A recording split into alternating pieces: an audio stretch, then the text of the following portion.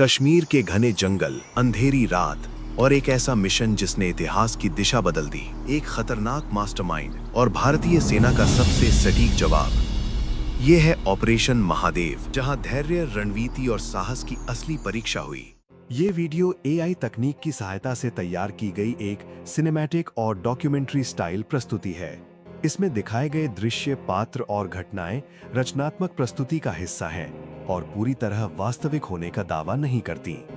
किसी भी वास्तविक व्यक्ति, स्थान या घटना से समानता केवल संयोग हो सकती है। इस वीडियो का उद्देश्य किसी भी घटना, व्यक्ति या समुदाय की भावनाओं को ठेस पहुंचाना नहीं है। कृपया इसे केवल एक क्रिएटिव प्रोजेक्ट के रूप में देखें। कश्मीर की ऊंची पहाड़ियों और घने जंगलों के बीच एक रात अजीब सी खामोशी पसरी हुई थी। पेड़ों के बीच से गुजरती ठंडी हवा और हल्की बारिश के बीच एक आदमी गहरी नींद में सोया हुआ था।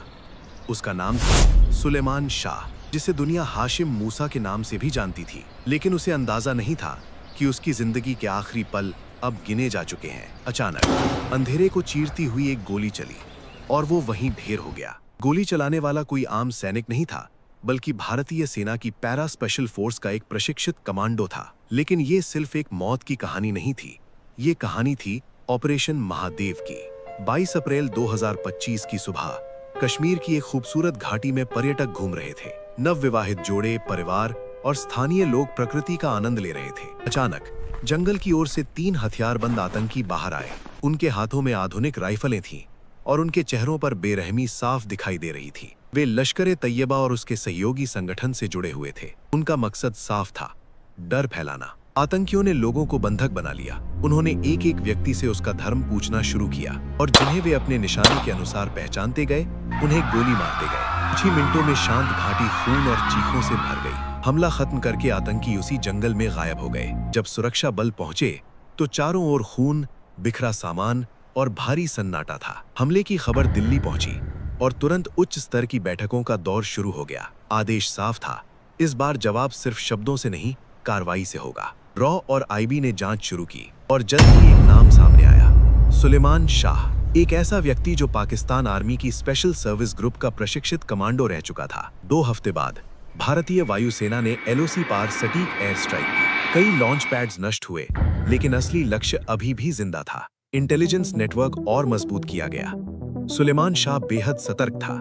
वो आबादी से दूर जंगलों में छिपा हुआ था। जुलाई का महीना शुरू हुआ। मॉनसून, बारिश और कठिन पहाड़ी इलाके। यहीं सेना को पहला बड़ा सुराग मिला। एक सैटेलाइट फोन सिग्नल इंटरसेप्ट हुआ। लोकेशन दाचीगाम नेशनल पार्क का ऊंचाई वाला क्षेत्र। सेना ने ऑपरेशन प्लान किया। नाम रखा गया operation Mahadev. Para special force, Jammu Kashmir police और सीआरपीएफ की टीमों को शामिल किया गया। रणनीति स्पष्ट थी, चारों तरफ से घेराबंदी। 27 जुलाई की रात, घना अंधेरा। टीम को 2 हिस्सों में बांटा गया, अल्फा और ब्रावो। थर्मल इमेज में 3 हीट सिग्नेचर दिखाई दिए। लक्ष्य सामने था। साइलेंसर लगी स्नाइपर राइफल से पहरेदार को निशाना बनाया गया। एक सटीक शॉट और वो बिना आवाज किए गिर गया। लेकिन बाकी आतंकी जाग गए। अब मुठभेड़ शुरू हो चुकी थी। गोलियों की आवाज, ग्रेनेड के धमाके। आतंकी ऊंचाई पर थे, लेकिन सेना ने उन्हें घेर लिया। एक आतंकी भागते हुए मारा गया। सुलेमान शाह आखिरी तक लड़ता रहा। सेना ने अंडर बैरल ग्रेनेड लॉन्चर का इस्तेमाल किया। वो घायल हुआ, लेकिन अभी भी फायरिंग कर रहा था। कमांडो धीरे धीरे उसके करीब पहुंचे और हैंड ग्रेनेड से अंतिम हमला किया। धमाके के बाद सब शांत हो गया। जांच में पुष्टि हुई, लक्ष्य खत्म। उसके पास से आधुनिक हथियार, नक्शे और सैटेलाइट फोन मिले। शवों की पहचान की पुष्टि की गई। ऑपरेशन सफल घोषित हुआ। दिल्ली से श्रीनगर तक राहत की लहर फैल गई। ऑपरेशन महादेव सिर्फ एक सैन्य कार्यवाही नहीं था, ये था धैर्य, रणनीति और साहस का उदाहरण। इसने साबित किया कि आधुनिक युद्ध सिर्फ ताकत से नहीं, बल्कि सही समय और बुद्धिमत्ता से जीता जाता है। भारतीय सेना ने फिर दिखा दिया कि न्याय और सुरक्षा के लिए उनकी प्रतिबद्धता अडिग है।